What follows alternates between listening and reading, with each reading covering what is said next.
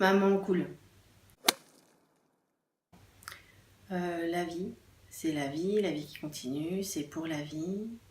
Ils sont ma vie. Alors, le premier conseil, ça sera de les laisser gérer tout seuls, parce qu'il faut qu'ils aient confiance en eux pour régler les conflits auxquels ils seront confrontés dans la vie. Et si nous, on s'en mêle, ça veut dire qu'on n'a pas confiance en eux, donc eux n'auront pas confiance en eux. Et le deuxième conseil, juste à faire attention qu'il n'y ait pas de danger. Et le troisième et le meilleur de tous, c'est les laisser se détester, ça va leur permettre de savoir pourquoi ils s'aiment. Voir souffrir ses enfants et ne pas savoir quoi faire, ne rien pouvoir faire, et surtout essayer de ne pas vouloir régler les choses pour eux, puisque si on veut qu'ils règlent tout seuls, il faut qu'ils aient confiance, et donc il ne faut pas le faire pour eux, sinon ils n'auront jamais confiance. Profiter chaque jour des moments de complicité, ouais, je crois que c'est ça. Être maman, ça change tout. C'est un peu comme si on avait une légitimité d'adulte, et en même temps, il faut prendre cette légitimité, c'est-à-dire que cette fois-ci, la confiance dont on parle depuis tout à l'heure, il faut l'avoir, parce qu'il faut asseoir ce qu'on veut pour nous, pour notre enfant. Et je me rappelle qu'un des premiers débats que j'ai eu en tant que maman, c'était d'expliquer aux gens que si je faisais quelque chose, c'était pas parce que je suivais leurs conseils ou parce que je voulais refuser et me mettre en opposition, c'était simplement parce que je choisissais et je faisais ce que j'avais envie en conscience. Alors, le premier, c'est la révélation de ta vie. Parce que tu lis plein de trucs, tu te renseignes, tout ça, mais tout ça c'est dans des bouquins. Et dans la vie, ben, ça marche ou ça marche pas, c'est pas tout à fait pareil.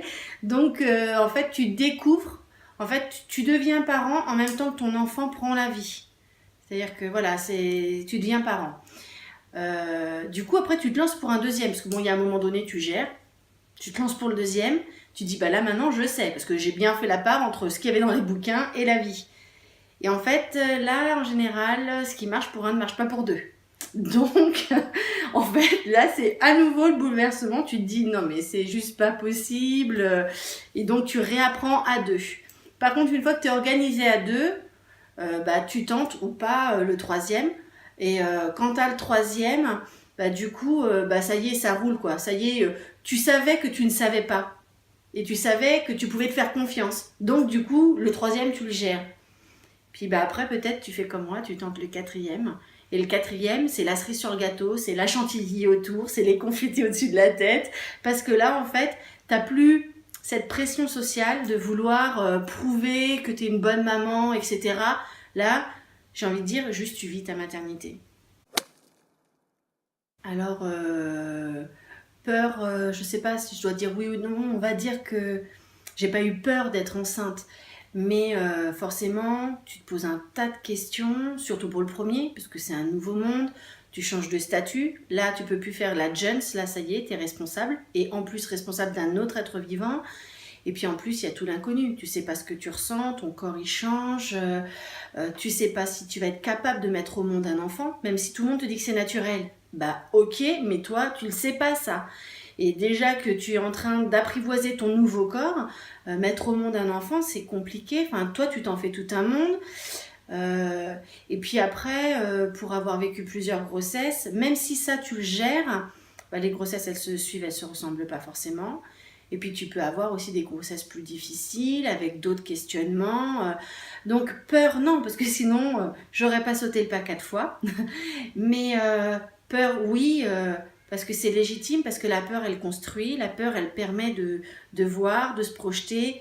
Avoir peur, c'est bien, c'est rassurant. Avoir peur, ça veut dire qu'on a envie de vivre quelque chose et qu'on se pose des questions. Le meilleur conseil que j'ai reçu et que je ne me gêne pas de donner, c'est ma meilleure amie d'ailleurs qui me l'a donné quand j'étais enceinte. Écoutez tout, demandez tous les conseils, mais ne faites que ce que vous avez envie.